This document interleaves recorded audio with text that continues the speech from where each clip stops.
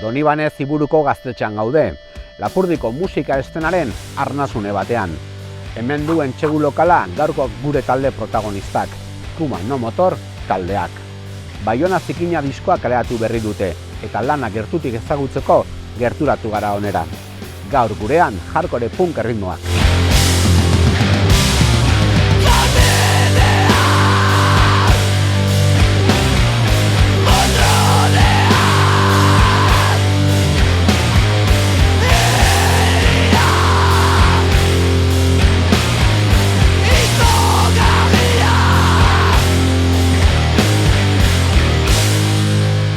Txomin Iban eta Matien dira Kumano Motor, eta 2011 urtetik hardcore punk errepidean dira. Gu Kumano Motor gara, taldea, Baionakoak garela jaiten dugu. 2011an hasi ginen, eta hirukotean beti, Matien, Iban eta ni. Eta orain hirugarren diskoa aurkezten ari dira, Baiona Zikina diskoa. Lehen bi diskoak dira punk hardcorea, oso klasikoa, Estatu Batuetako 80ko hamarkadakoa, Eskandinaviako eraginekin, eta baita Euskal Herriko eragin batzuekin, Represion, Estrikaia, olako taldeekin ez. Eta gero izan zen pausa eten bat, eta eten hori eta gero indugu hirugarren diskoa. Eta denbora pasada, eten horrek ere eman digu aukera pixkat pentsatzeko ze disko atera nahi genuen, eta hor bai egonda aldaketa txiki bat. Musika horietaz ez dakienak ez du agian nabarituko, baina badakienak bai. Eta mantsotu ditugu erritmoak kantu batzuetan, ilundu dugu, beraz disko horrek dauka behar bada metaletik gehiago aurrekoek baina. Bai, azkenean diskoak grabatzen duzunaren momentua ere aldatzen da, ez? Eta nahi izan dugu egin Kumano Motor betiko musika, sobera aldatu gabe, eta atera da nahi gabean ere metalago, garaiak ere nasiagoak ez dira, eta hola dirazi zaigu azken disko hori. Nik aldatu nahi nuen pixka bat, eta bazen resistentzia Matien eta Ibanen aldetik, eta beraz nahi horiek beste talde batzuetan adierazi. Eta egia da jende askok ere jaiten zigula kontzertuetan, Kumano Motor eman izan ditugu azken urteetan kontzertu gutxi, ritmoak txikitu genuelako. Eta jende batzuek jaiten ziguten, Kumano Motor oso ongi da, Kumano Motor delako, eta segi hola. Eta azkenean esetuzu, behar bada izan behar gara oso kontserbadoreak, beti egin duguna egin, eta hala ere ñabardura batzu gaitu. Taldean hiru musikari izatean, musika tresna bakoitzari zuku ateratzen diote. Gitarrak indartsuak dira, baxuak zikin eta distortsionatuak, eta bateriak azkarrak eta erabatekoak. Mil esker. Hola naiz entxeatzen egitea gauza simple, musikak hola eskatzen du, ez? Musikak behar du gauza simple eta zuzen bat, eta beharrik kantuak laburrak direla zenta fisikoa da.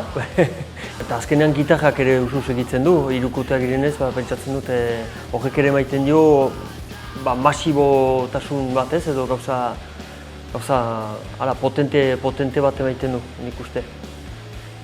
Eta gero saiatzen gara naturalki ateatzen zaizkigu betiko eskemak ez, eta saiatzen gara hori hausten, hola sortzen hasten gara kantua eta gero hausten.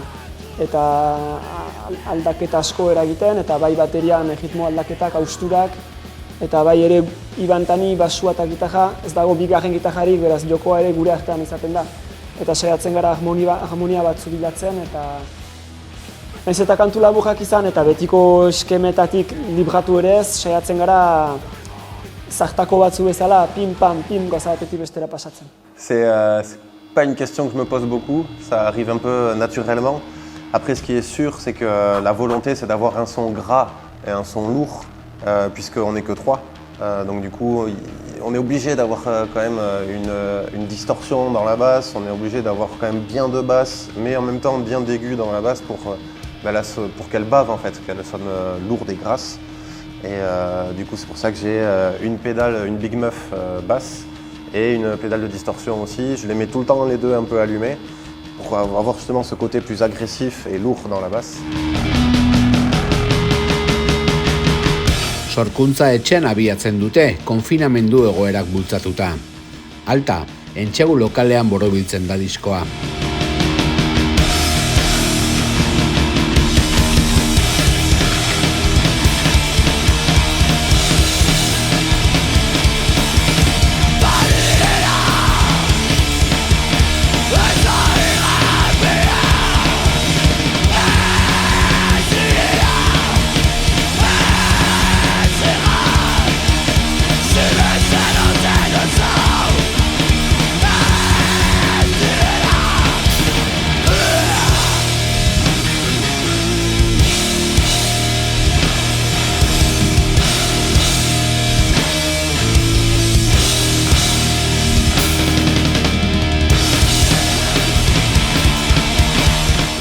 Eta emeretzian, 2006 berriz, berriz hasi behar dugu konposatzen, zait egiten, eta seginen hola, eta pandemia etorri zen, eta hala ere nire etxean olako ampli batzuekin eta bateria elektronikoaren laguntzarekin konposatu ginuen ahal bezala. Eta nik uste bai, nahiz eta garaiz nahasia izan, nahi izan dugula segitu aintzinat. Eta gero disko guztietan bezala baduzu epe muga eta azken aste horietan egiten duzu gehiena. Az zaitezke 3 urte aurretik, azken hilabetea dira importanteenak. Eta hor bai aski intentsuak izan direla eta hor borobildu dugu gauza gehien. Eta hor lortu dugu agian koherentzia ere bai, kantuen aukereketan eta giro horretan baita ere. Entzatzen ginen, entzatuko ditugu beste ritmo batzu, eta beti heldu da tupa. Azkenean, hau da, maite duguna eta Kumano Motoren sinadura bat ere, eta hortik sobera aldendu gabe azkenean konposatu dugu diskoa bai. Entseguak egiten dituzten lokal berean grabatu dute diskoa, Donibane Ziburuko gaztetxean.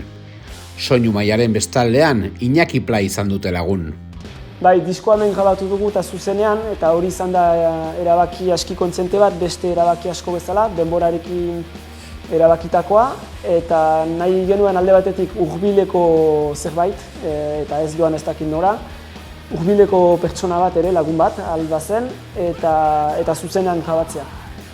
Eta Donibane Ziburuko gaztetxea zen leku egokia horretarako eta Iñaki Pla noski horretarako. Eta emaitzarekin oso pozik gaude, ez genuen hainbeste espero ere, egia egan. Guk zalantzak genuzkalako zuzenean jotzearena, zalantzak genuzkalako nola sonatu, eta azkenean lortu da emaitza txukuna eta momentu oso ona pasa dugu ere. Nik uste dut hori dela zuzenean grabatzeko interesa, ez? Berdin ritmoa aldatuko da, motelduko da, baina azkenean atxikitzen du zuzeneko bizitasuna, nik uste. Eta zuzenean ere den energia horien txatu gira gauzitzen diskoaren bagnean.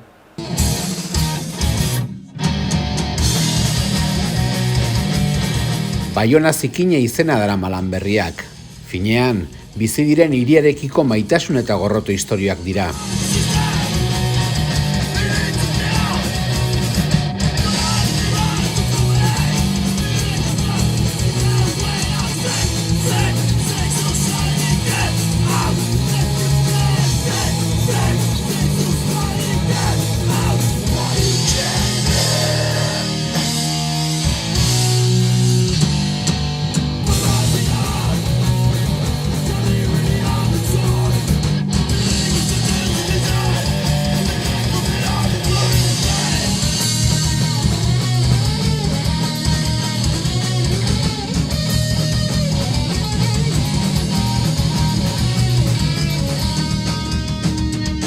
Uste dut Ibanek ere erantzuten luke hobeto, baina oso lotua dela pandemia garaiari, hiria eta baserrialdearen dikotomia hori, eta hiriak dauzkan alde on eta txarrai ez, eta alde zikin negatiboak Baionak badauzka.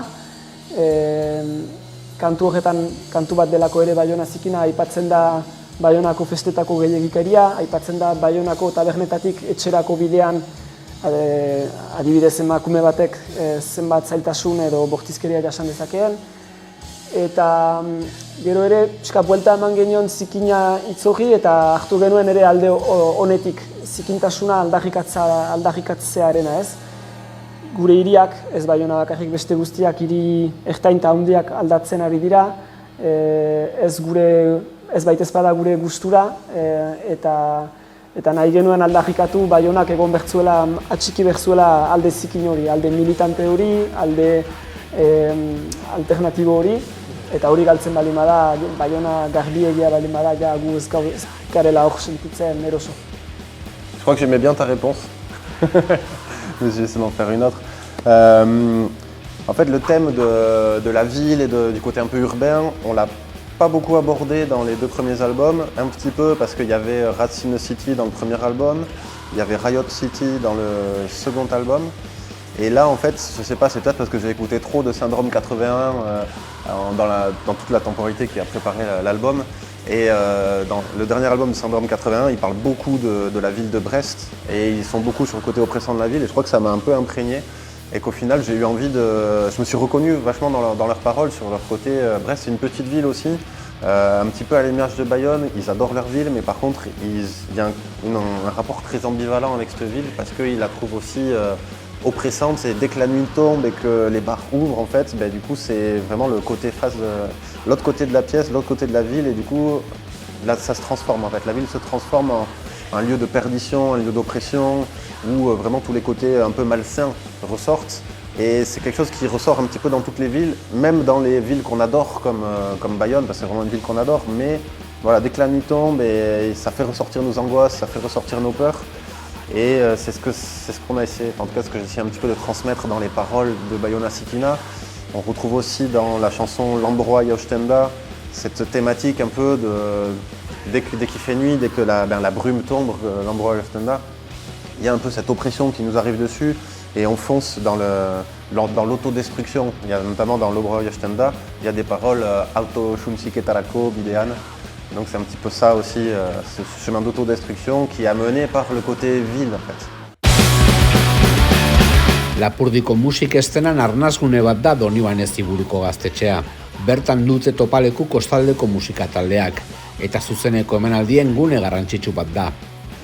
Bai, entsegu lokalak topatzea zaila da, hirietan, Baionan ez dago, ez dut uste. Eta bi leku dauzkagu Atabal eta Donibane Ziburuko gaztetxea. Behintzat, horiek dira naturalenak Lapurdi kostako talde gehienentzat. Talde asko gara eta bi leku bakarrik. Eskerrak olako lekuek, gaztetxeak bezalako lekuek segitzen duten, eta nik ejango nuke gaztetxe honen kasuan irauten duela entsaio lokala badelako. Eta horrek ematen diolako bizia eta horrek mantentzen duelako. Entsaio lokaletik ateratzen dira hemen antolatzen diren kontzertu asko ere bai, eta azkenean dena lotuta dago ez.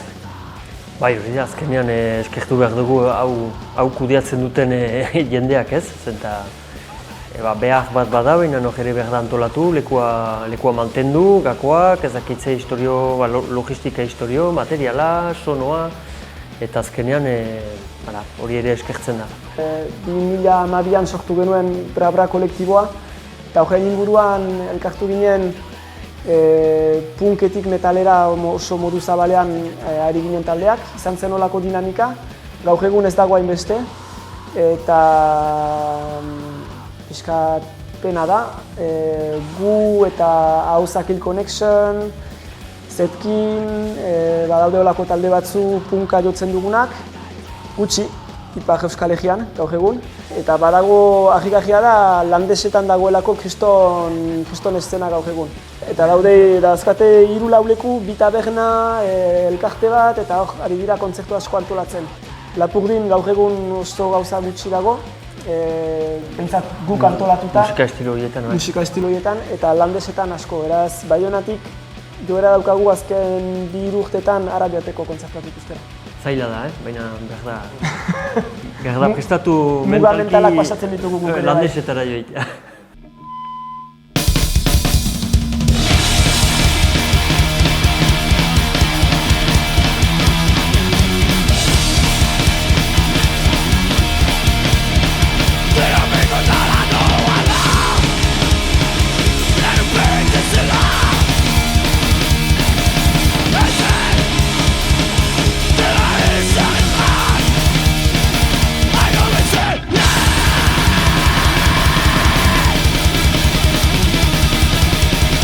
Disko berriko kantuak nagusiki Ibanek idatzi ditu. Kantu guztiak euskaraz abestuak diren arren, frantsesez idatzi dira lehen zirriborroak. Gerora, talde lanean itzuli eta musikara egokitu dira. Ouais, mais en fait, ça commence d'abord, avant les paroles, il y a une sorte de base sonore de chant, en fait, où j'essaye de faire je fais le yaourt, en fait, il n'y a pas de paroles. Donc je commence à essayer de placer des mots qui n'en sont pas. Et après, il y a une composition d'écrire en français. Alors souvent, j'écris beaucoup en français, enfin beaucoup, j'écris trop en tout cas. Et après, c'est Chomin qui traduit. Et à chaque fois, il est obligé de condenser parce que moi, je fonctionne en syllabes. C'est-à-dire, par exemple, le couplet, il va y avoir 4 phrases de 8 syllabes. Que je vais écrire 4 phrases de 8 syllabes. Et au final, quand Chomin va traduire, ça va prendre beaucoup plus de place. Et on est obligé en fait, de garder que la moitié de ce que j'ai écrit pour les paroles. Et évidemment, ça change un petit peu le placement du chant. Donc, il faut jouer un peu aussi avec ça. Des fois, c'est pas facile de faire rentrer les traductions en euskara dans ce que j'avais prévu pour le chant à la base. Berak idazten du gehiago, eta nahi alez asko txikitzen du testua, eta zaila da batzutan topatzea hasierako ideia transmititzea. Hain hitz gutxirekin, eta euskara gauzka hitz oso luzeak. Eta hor gaude biti biltzen gara bojokan hitzak mozten, sinonimoak bilatzen, beste bide batzu bilatzen, baina ariketa polita da, gero matxinek ere parte hartzen du. Bien artean ere elkar osatzen dugu asko, ez dugu baitez bada bide beretik hartzen, eta da hiruen arteko ariketa, eta polita da ere hori. Baiona Zikina autokoizpen bidez ikusten du argia, zigilo alternatiboekin elkarlanean. Kasetean, CD-an eta plataforma digitaletan argitaratua izan da. Vinilo edizioa hilabete batzu berri iritsiko da.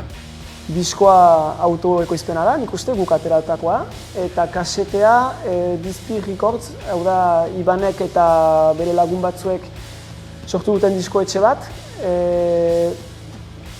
bai punk melodikoa eta punk hardcorea uztartzen dituen diskoetxe bat, eta ateratzen dituzte kasetea gehien bat, Euskal Herriko taldeak eta Frantziako taldeak. Eta espero dugu vinilo ateatzea, hor ere bai Dizpi Recordsek lagunduko gaitu, eta Bordaleko diskoetxe batek, eta 1000 gauza genuzkan kudeatzeko, eta orain jarriko gara viniloa ateratzeko laguntza bilatzen. Baina aterako dugu udazkenerako pentsatzen dugu viniloa edukitzea baita ere. Hardcore punk estena underground giroetan bizi da gurean. Taldeak badira, jotzeko lekuak, bai eta ikuslegoa ere. Garai oparoak ez diren arren, beti dago argi bat pizturik. Bai, lehengoan jo genuen Zikin taldearekin, Lekeitxeko Zikin taldearekin, baliatu genuen aukera talde bat gomitatzen algenuela hauek gomitatzeko eta kontzertu bat egiteko elkarrekin. Eta azkenean hori da ez, familia bat, komunitate bat. Eta haiek esan ziguten eta gu flipatuta gaude Bermeon eta gertatzen denarekin. Eta bai, Bizkaian bazegoela olako beste arnas bat, Gipuzkoan pixka bat jaitsi zela, gu Lapurdin eta iparraldean guztiz, baina hori esaten dut, baina aldi berean Saran elkarte bat montatu dute oraintxe eta hasiko dira punk hardcore era zabalean kontzertuak antolatzen. Beraz beti, uste dugularik itzaltzen dela, beti pizten da berriz sua. Kontzertu laburrak eta intentsoak eskaintzen ditu taldeak. Leku txikiak maite dituzte. Ikuslegoa eta taldea parez pare diren horietakoak. Kumano Motorren kontzertuak egiten dira laburrak, beraz tenoreko azaldu behar da, Eta batez ere nire lagunak beti berantak egiten dira eta utzi egiten dute kontzertuaren erdia, ordu erdi jotzen dugu. Eta entxatzen gira moztura askorik ez izaitea. Eta entxatzen gira intentso eta laburra egitea. Pausatiki bat eginen dugu Kumano Motorreko familia handitzen baita. Beraz, udan pausatipi bat markatu beharko dugu, eta udaberrian egura buruz berriz jotzeko prest, asteburu luzeak bariatuz, eta jotzeko kriston gogoarekin. Baite ditugu leku txikiak eta jende hor jukaitea ondo-ondoan, ez?